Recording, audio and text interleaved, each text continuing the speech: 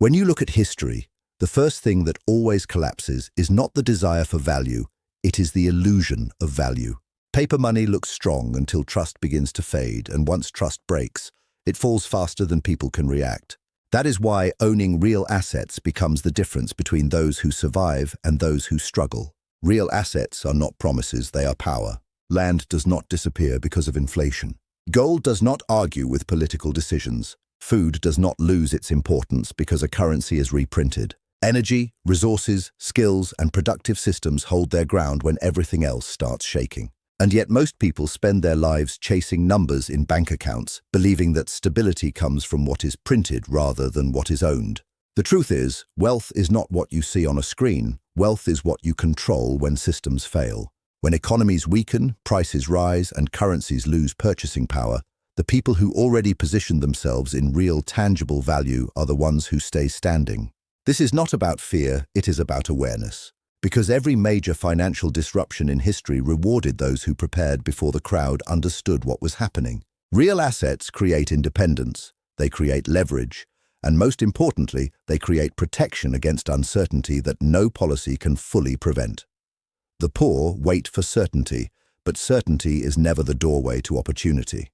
They wait for prices to feel comfortable again, for news to sound calm again, for everyone else to agree before they take action. But by the time the crowd agrees, the advantage is already gone. In every major shift in history, whether economic collapse, inflation spikes, or financial resets, the pattern is the same.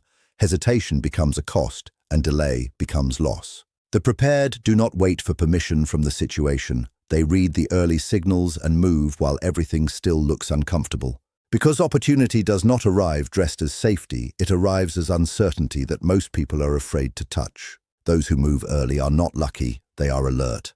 They understand that wealth is often transferred in silence before it becomes obvious to the majority. While others are still analyzing, debating, and hoping things will improve on their own, the prepared are already positioning themselves in assets, skills, and systems that hold value under pressure. Waiting feels safe in the moment, but history shows it is the slowest way to fall behind.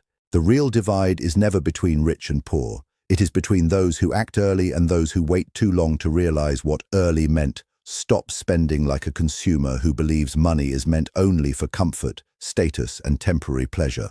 That mindset is designed for a stable world, but stability is never guaranteed. A survivor thinks differently. Every decision is filtered through one question: does this make me stronger or more dependent?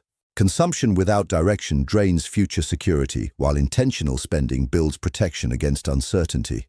When you think like a consumer, you chase satisfaction.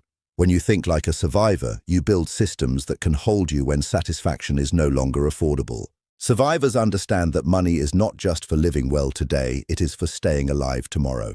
They don't waste resources on things that fade in value the moment they are bought. They prioritize assets, skills, preparation, and independence. In times of economic pressure, the difference becomes obvious. Consumers feel the stress first because their lifestyle depends on constant flow, while survivors have structure because they invested in resilience long before the pressure arrived. Thinking like a survivor means removing emotional spending, questioning every purchase, and refusing to confuse desire with necessity. It is discipline over impulse, strategy over entertainment, and long-term survival over short-term pleasure.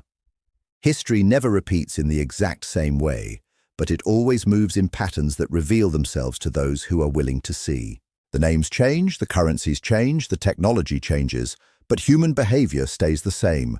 Greed, fear, denial, and delay always return in different forms. Every economic collapse, every currency devaluation, every financial crisis in history begins with warning signs that are ignored because people assume this time is different.